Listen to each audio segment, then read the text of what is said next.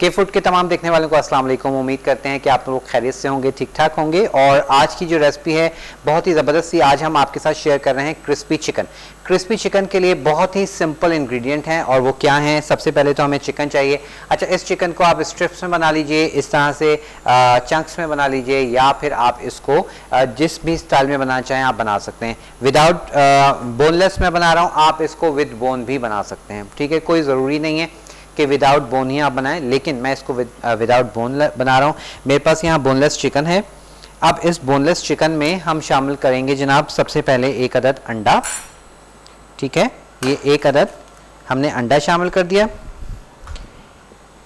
एक अदद अंडे में हम शामिल कर रहे हैं नमक। ये आप अपने टेस्ट के हिसाब से डालेंगे कि कितना आपको आपके यहाँ खाया जाता है, उस हिसाब से। काली मिर्च भी उसी हिसाब से आप डालिएगा कि कितना आपके यहाँ इसको इस्तेमाल किया जाता है। उसके बाद अब आप पहले इसको अच्छे से मिक्स कर लीजिए, अंडे को, नमक को और काली मिर्च को। अब हम डालेंगे इसमें जो इसका क्रिस्पीपन जो लाएगा वो है चावल का आटा, ठीक है। ये हम डालेंगे इसमें चावल का आटा,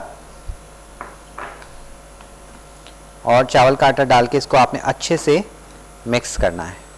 अच्छा तेज़ गरम ऑयल होगा तो आपकी चिकन क्रिस्पी बनेगी। उसके बाद वन बाय वन आपने इसमें ऐड करना है।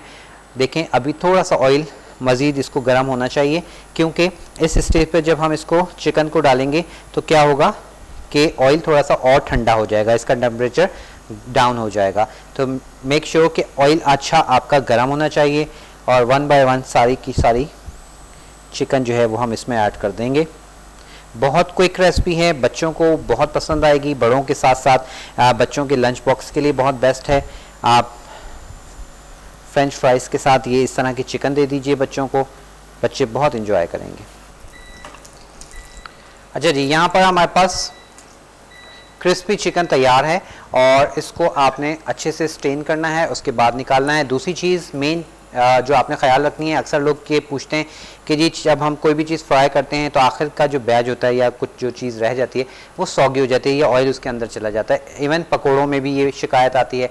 तो आप लोग क्या मिस्टेक करते हैं कि जैसे कि मैं अब ये जब तक पूरी चिकन नहीं निकाल लूँगा फ्लेम को ऑफ नहीं करूँगा, ठीक है। फ्लेम ऑन है जब तक आखिरी एक चिकन भी रह गई है, आपने फ्लेम ऑन रखना है। अब जब सारी आपने निकाल ली, अब फ्लेम ऑफ करें। बीच में जब आप फ्लेम ऑफ कर देते हैं तो क्या होता है कि जैसे ही ऑयल का टेम्परेचर कम होना शुरू होता है, ऑयल जो है जो भी चीज़ आप फ्राई कर रहे हैं वो सोक करना शुरू कर देती है।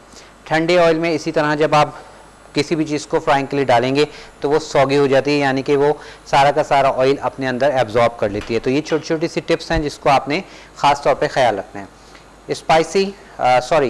क्रिस्पी चिकन हमारे पास तैयार है और इसकी शक्ल से आपको नज़र आ रहा होगा, जब आप इसको बाइट करेंगे काफ़ी क्रंची ये इसका इफ़ेक्ट आएगा। इसको ज़रूर ट्राई कीजिएगा और हमें अपनी राय से ज़रूर बताइएगा कि ये कैसी बनी। अपना बहुत ख्याल रखिएगा, इजाज़त दीजिएगा, अल्लाह हाफ़िज़।